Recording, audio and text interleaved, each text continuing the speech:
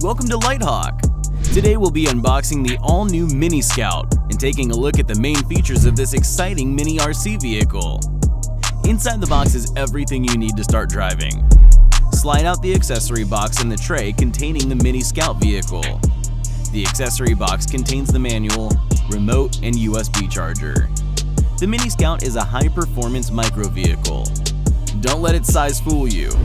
Mini Scout comes fully equipped with working suspension, 2.4 GHz control, and speeds up to 20 km per hour or 12 miles per hour.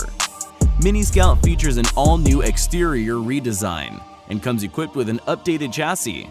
The reinforced structure of the Mini Scout's roll cage provides incredible durability, as well as a sporty appearance. To charge the Mini Scout, simply insert the USB charging cable into the vehicle charge port. Then insert the other end of the charger into any powered USB port. The remote is powered by two AA batteries. Unscrew the back panel and insert the batteries.